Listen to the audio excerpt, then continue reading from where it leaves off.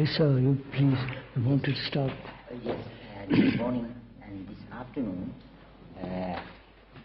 I want to ask you 3 or 4 things to clarify to me. And for a long time, these questions you were... have to speak a little louder, sir. For a long time, these questions were in mind.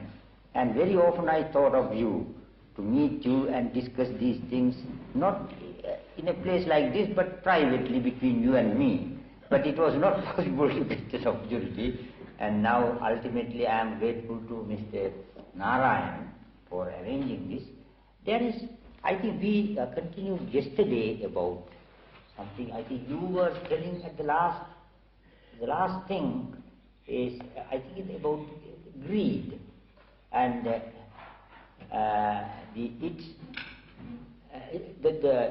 a bad thing, its idea is given by words. And but if you see it without the word, it may not be the same thing. And of course, that is quite so, because the thing itself has no word. When you see the thing, it is. In Buddhist terminology, there are 3 levels of knowledge. One is called Srutami Prajna. That is, that we get wisdom, certain knowledge through learning. The books, teacher. Then there is further development, Chintamani Prajna. That is the wisdom that you get by thinking, meditating according to that. Your knowledge, still within words, it is still within language. But the highest wisdom is Bhavanami Prajna, which goes beyond words, beyond language. It has no word, it has no name, it has no terminology. That means there you see the thing without a word. I think that is what you meant when you said, when you see the thing, all our those reflections, accumulated meanings disappear. That is how I understood it. I don't know whether that is what you meant.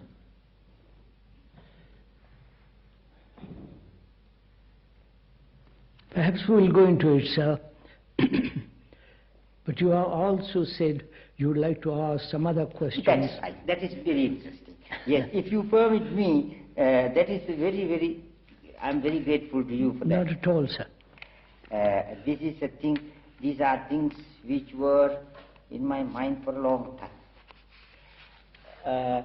So you know the words Arhant in Buddhist terminology. Arhant, yes. Yes, Arhant is the person who has realized the truth, who is liberated, who is free, and that's a good term, very well known. Arhant, yes. And the question was put to the Buddha very often by his disciples and by various people, what happens to an Arhant after his death? And then the man asked, does he exist after his death? Buddha said, no. Then he does not exist. Buddha said, no. Then he exists and does not exist. Buddha said, no. Then he does not exist, nor not exist. These are the Chatuskoti, the 4 corners. He said, no. None of those terms, exist or does not exist, is or is not, can be applied to that state. All those terms, relative dualistic terms, are used only within our knowledge, within our the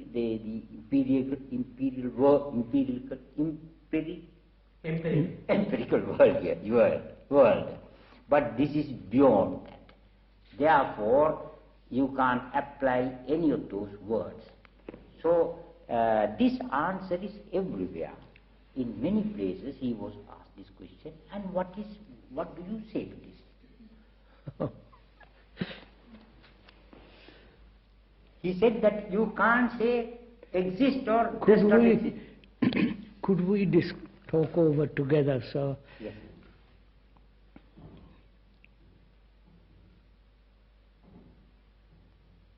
What is living and what is dying? And what is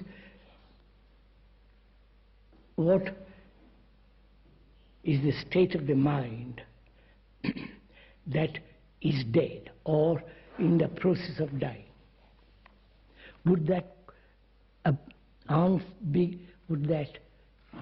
could that, my putting it that way, would it help to answer the question?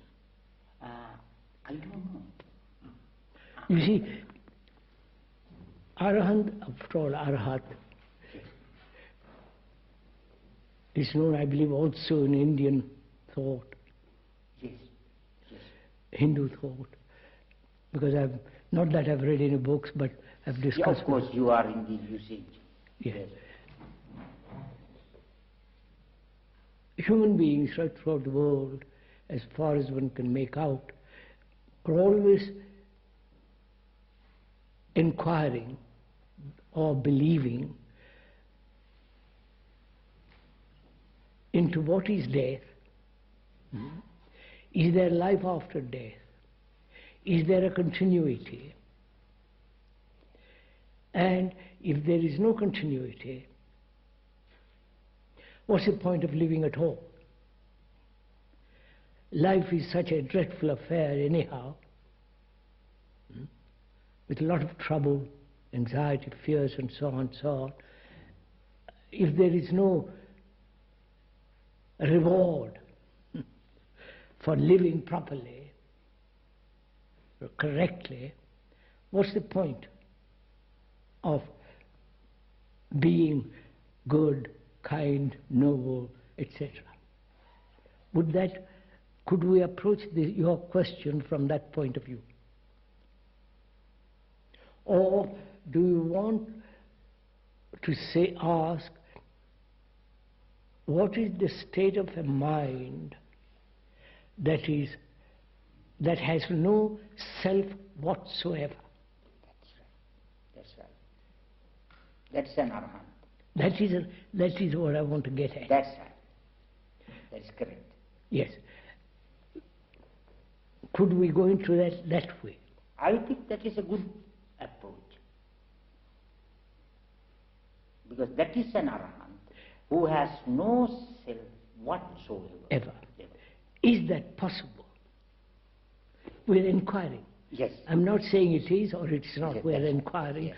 Proceeding through exploration and finding out, not believing or not believing. Yes.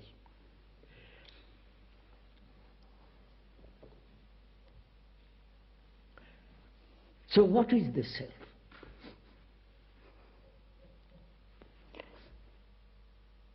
The form, the name, the form? No. Just a minute. Let me inquire. We're inquiring. Yes. The form, the body, the organism.